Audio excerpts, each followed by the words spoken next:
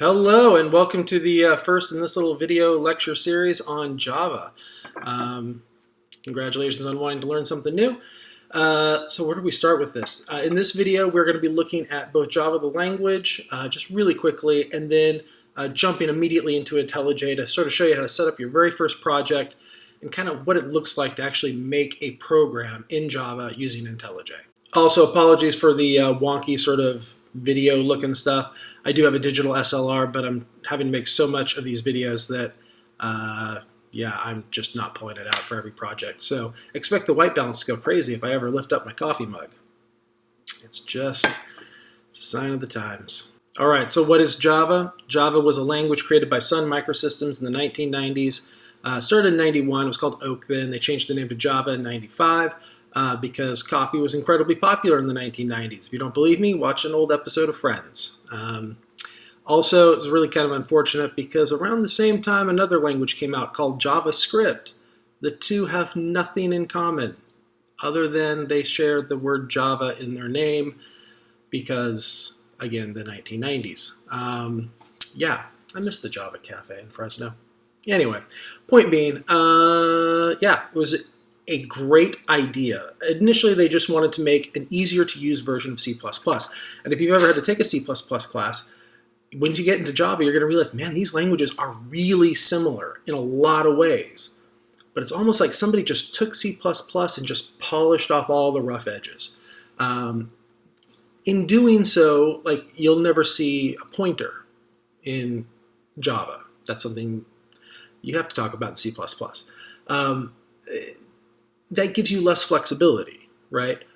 But what it does is it makes the language a lot easier to learn, a lot easier to actually use, and you're less likely to make a bunch of mistakes like you would in C++. C++ allows you to do anything you want. You are playing with sharp knives. Java's like, butter knife.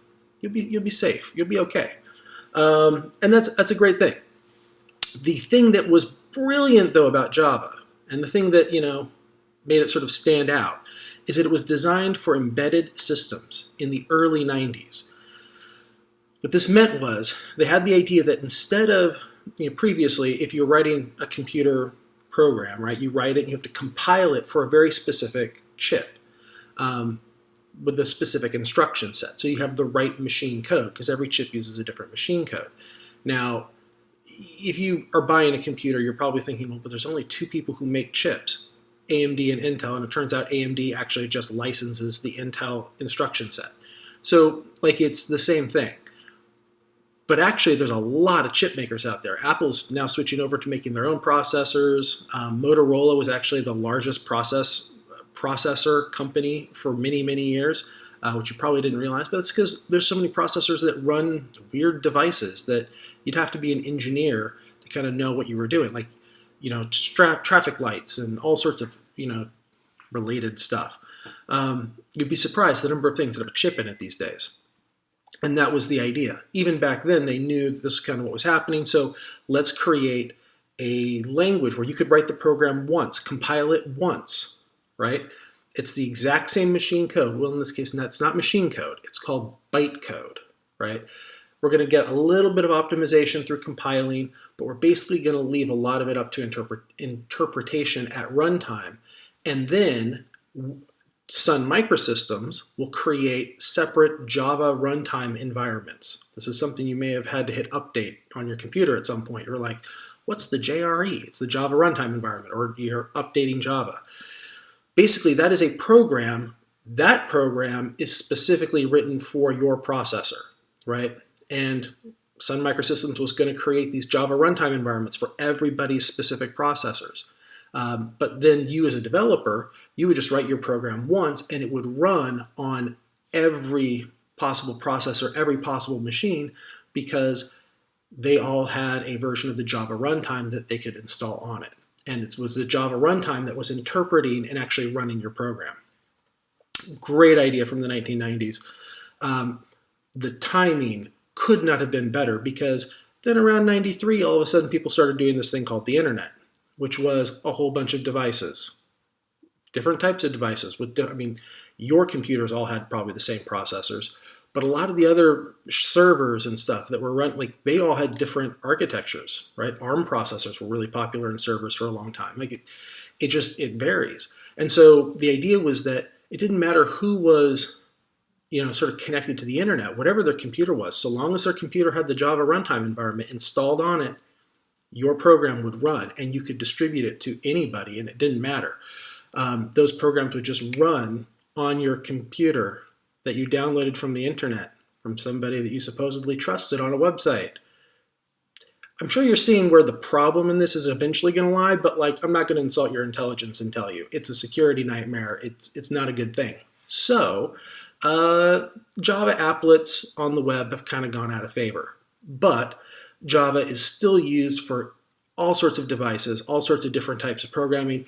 It is still one of the most used computer languages to this day.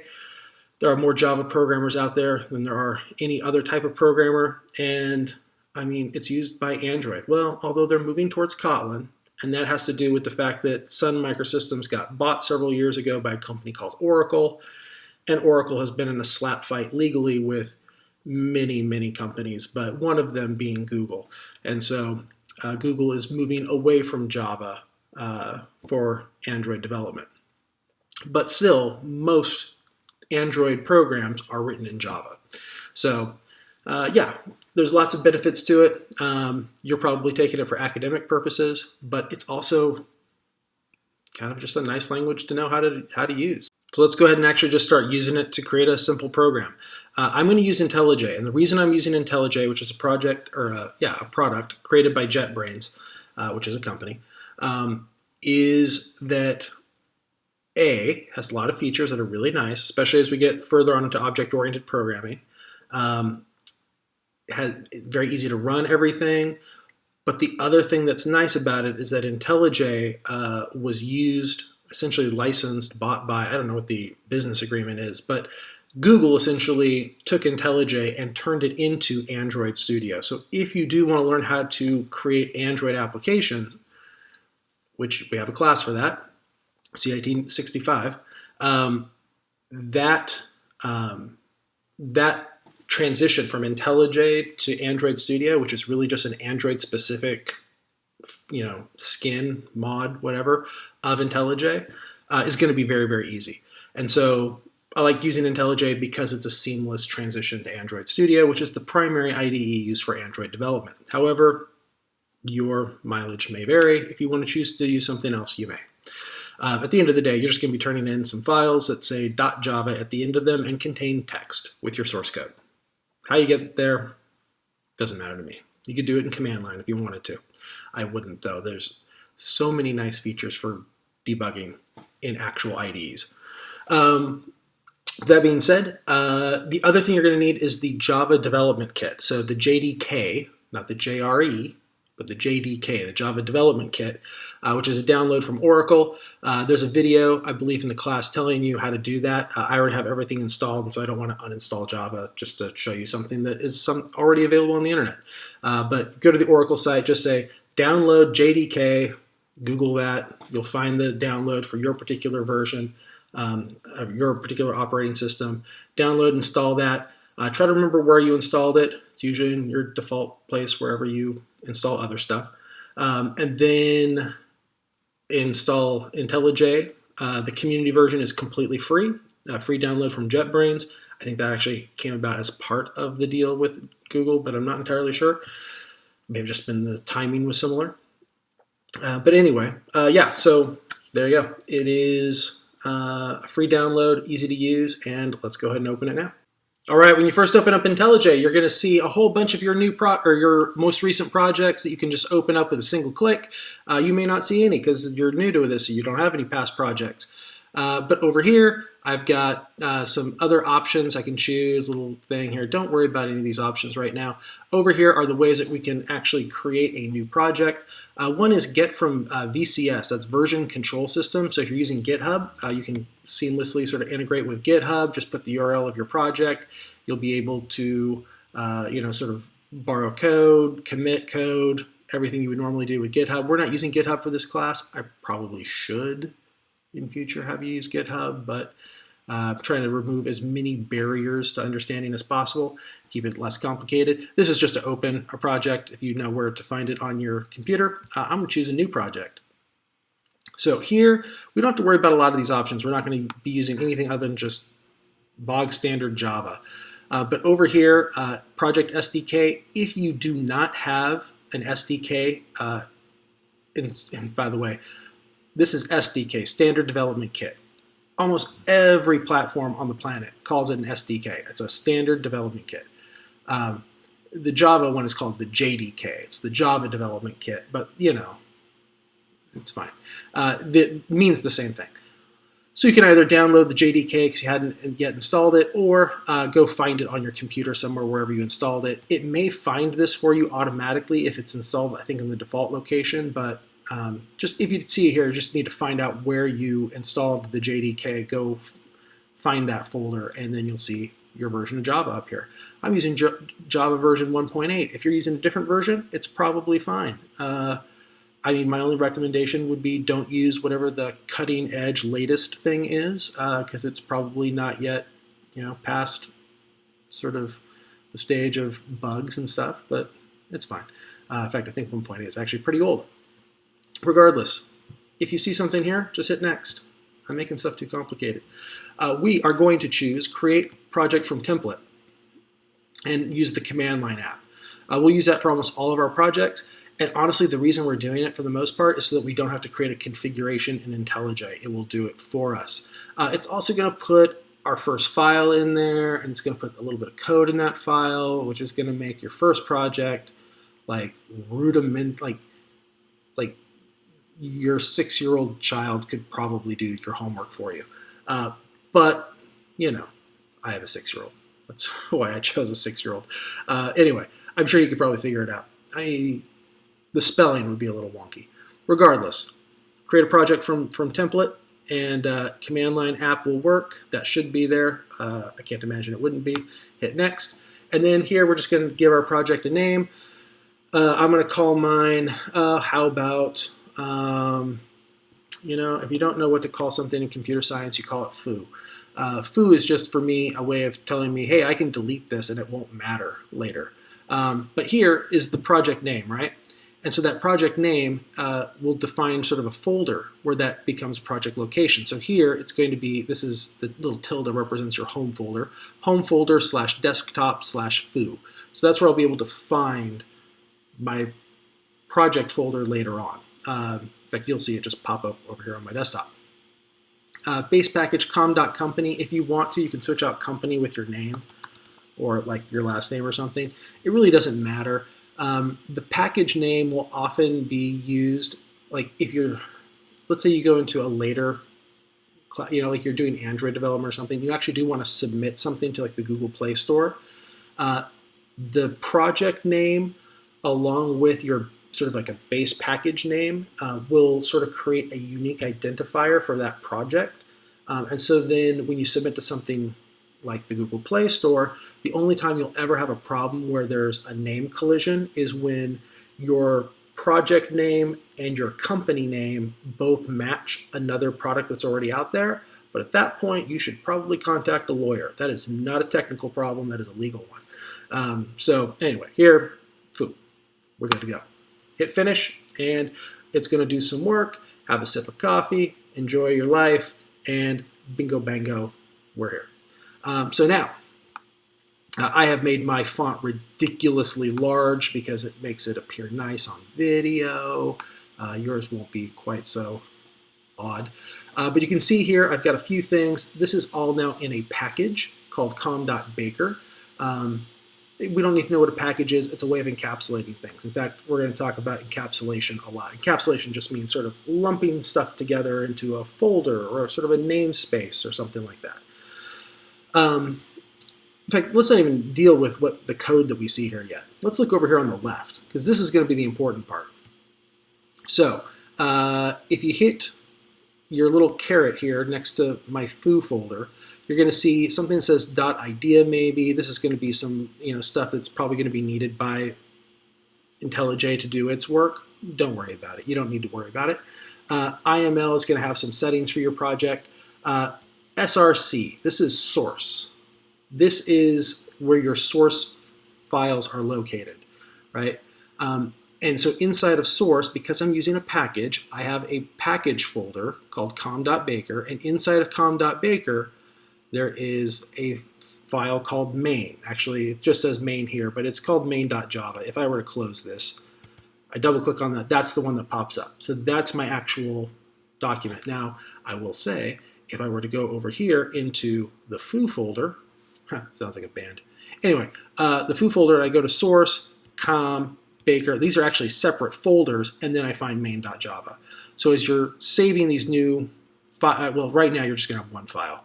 Later on in the class, when we get into object-oriented programming, you're going to have multiple .java files. That's where they'll be located. So you can actually find them on your computer if you need to. But I'm not going to worry about that right now because I got the one that I need. So this is sort of a way of organizing your code when you have multiple files. Right now I just have the one file, so if I want to run this file, I can use the little play button up here to actually run my file. Now if we didn't use that template, right, then we'd actually have to create a configuration. And so, yeah, it's just a little bit easier. Like main is the name of the class, got set for us. That is kind of the default. There's a function that's created for us called main. Like everything's sort of set up, but yeah, it's easier if you just use the default. Try not to explain stuff given that you're probably brand new to programming. So, and Java is one of the worst languages, not to learn as a new person, but just the first day. Because the first day I have to ask you to ignore so much stuff. I told you that, you know, a package is a way of sort of encapsulating stuff in sort of a project scope way. Classes are kind of another way of encapsulating stuff. Now, classes actually have a lot of power. Like that's the heart of object-oriented programming, are classes. But we're not there yet. We're not even close to there yet. That's like, you know, weeks away. So at this point, just think of a class as sort of like another way of encapsulating something, but at a smaller scale than the package, right? So the package is sort of like for the project.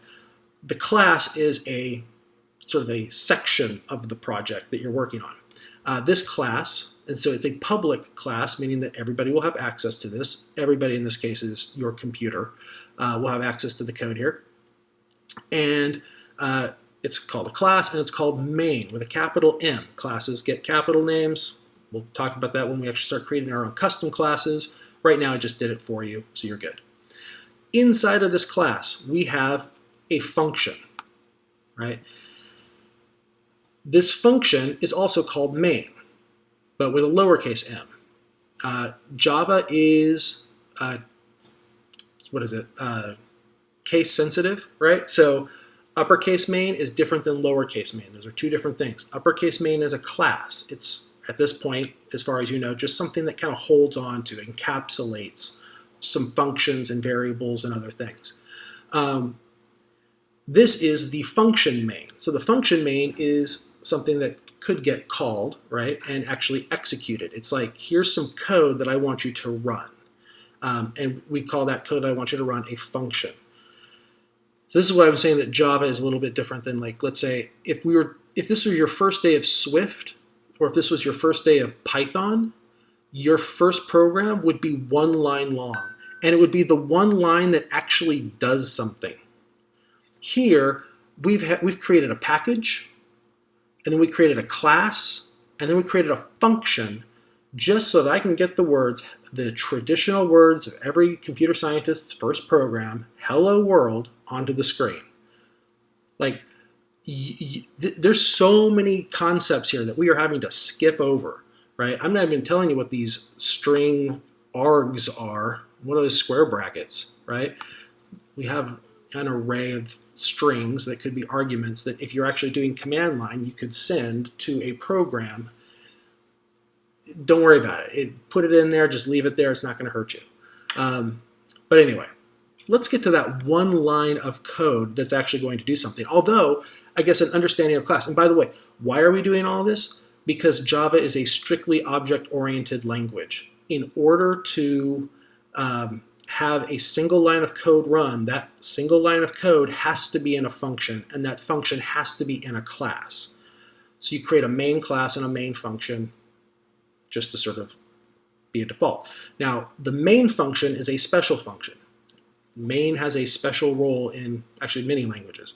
But the thing that makes the main function special is that when the computer runs your program, when somebody double clicks on the icon on their screen to run your program, main is going to be the first function that gets called. It gets called by the system. That's where everything starts, is main. And so that's why it's called main, but that's what makes main special. So here we've got a class to hold our function main. We've got a main function, which will actually be where we run our program.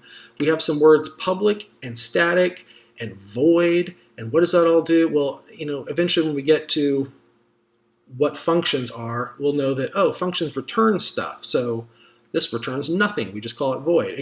Functions can take things like an array of string arguments, but we're going to ignore that for right now because we're not going to send those. We're not on a command line.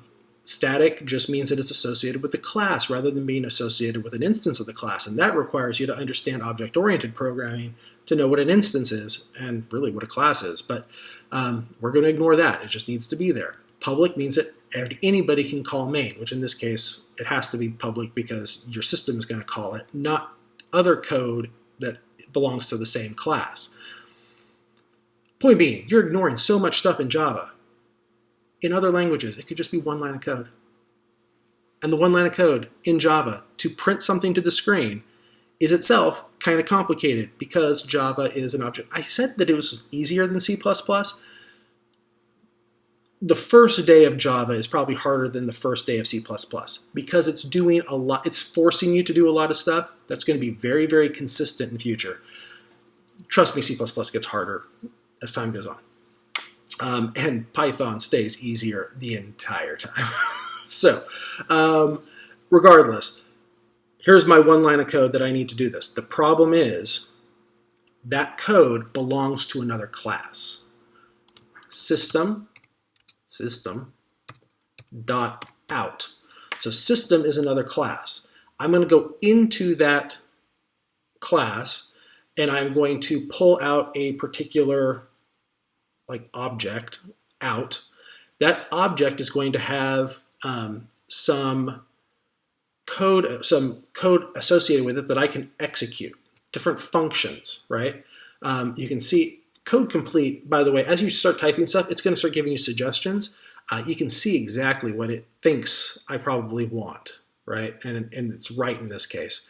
I'm going to system out dot, and you can choose either print or print line. I'll tell you what the difference is here in a second. And then put some parentheses. When we call a function, we type the name of the function that we want to call. Call just means to execute. We're going to do the code that's inside of that print line function that we didn't write. Somebody else wrote it for us. The fine folks at Sun Microsystems back in the day. And we are just going to use their code. But their code can take something for us to send it so that it can do its work. The thing that they want is the thing you want to print to the screen. So we're going to choose a string. A string is just a series of characters that are all sort of strung together and wrapped in double quotes. So, double quotes, hello world, exclamation point. I have been told by English instructors it should be hello, comma, world. That is correct English. I do not like the way it looks. I'm an aesthetic person. We're just going to do it this way. The last thing, most lines of code in Java are going to end in a semicolon. This is because Java, although case sensitive, doesn't really care about white space that much. And so you could actually write all of your code kind of on one line. There'd be a few exceptions that would probably screw stuff up. And I mean, any comments would definitely screw stuff up, but like you could if you wanted to. And so the semicolon is actually what ends the line, not you hitting return, right? So anyway, semicolon at the end of the line, that tells you that you're at the end of that line. So system.out.println hello world. I've written my program. It's going to write the words hello world onto the screen. all I have to do is press this little play button, and it will run my program main based on the configuration that I've set up for it. And it's building. It takes longer to build the first time, but it's okay. You can see it working down here. This little bar kind of moving. Your version may have a little scrolly wheel thing. Building, building.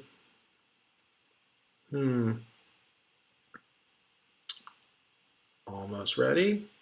Woohoo! Ignore this. This is because of I have something else installed that's causing this little thing to pop up. But this is the part that we cared about. It said "Hello World" on our screen. You probably will not get this little error thing because you probably have yours.